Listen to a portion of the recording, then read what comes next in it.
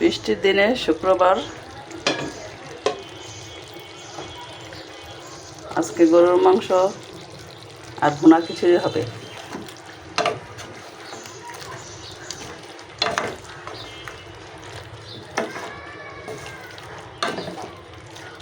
গরুর মাংস মাখায় মুখায় বসায় দিছি। 1 ঘন্টা মাখায় ঢাইকা রেখে দিয়েছিলাম। 11:30টায় বসাইছি, 12:30, 1:30, 2 ঘন্টা রান্না হবে। আর পোলাওর চাল নিব 5 পট, তাই এখানে 1 পট মুগের ডাল আর 1 পট মসুরির ডাল নিয়েছি, মানে 2.5 পট। যতটুকু চাল তার অর্ধেক ডাল নিলে সবচেয়ে ভালো হয়। এখন এটা ভেজে নেব। চুলাটা জ্বালায় দিই।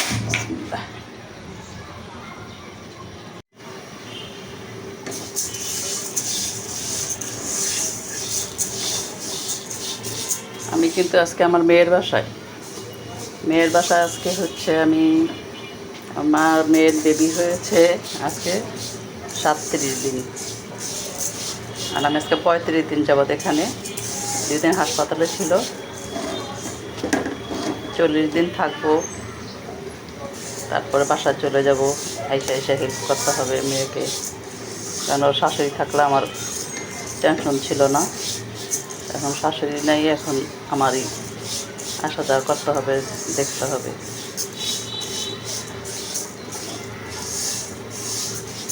মেয়ের বাসায় রান্না বান্না হচ্ছে।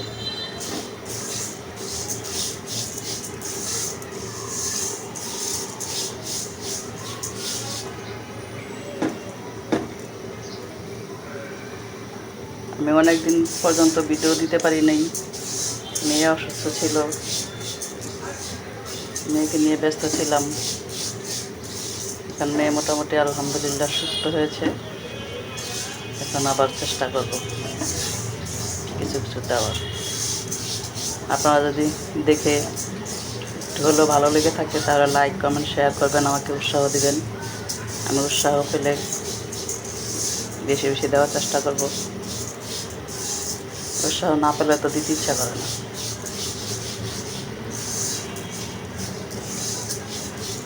আপনাদের সহযোগিতায় আমি আগায় যেতে পারবো।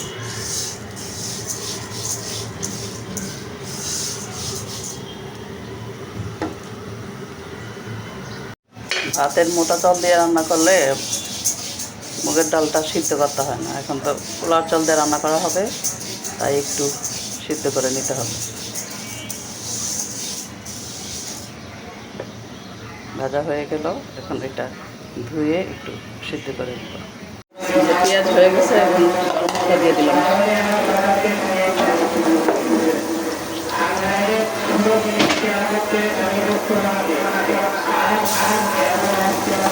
আদা রসুন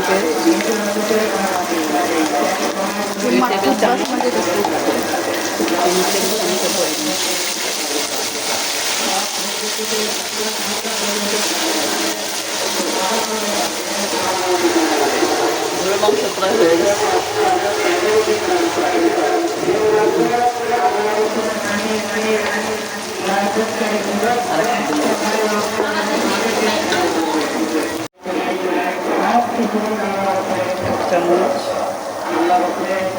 চামচ দিলাম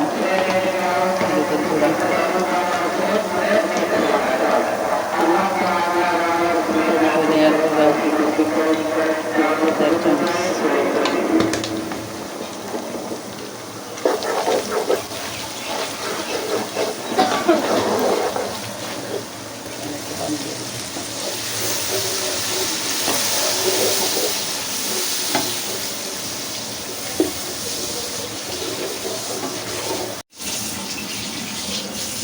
বিসমিল্লাহ।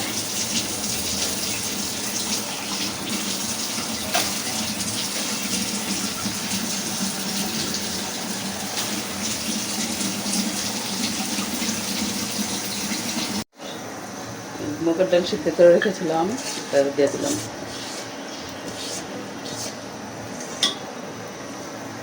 এখন দিব গোটা।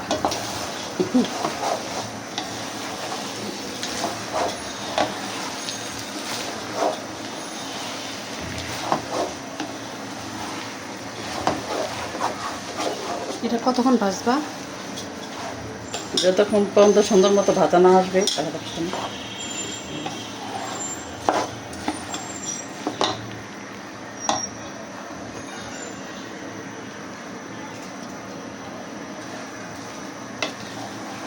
একটু পর পরে ভাজতে হবে, নাড়া দিতে হবে। নাড়া দিয়ে সুন্দর মতো ভাজা হইলে তারপর ঝরঝরা হবে ভালো।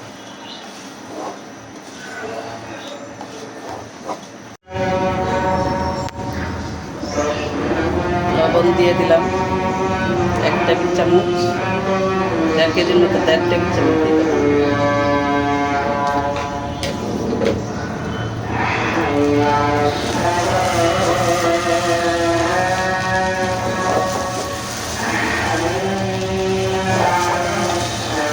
বিসমিল্লাহ,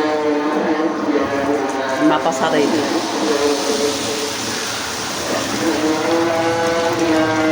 ওলার মধ্যে যেটুকু তাতে একটু কম দিতে হবে।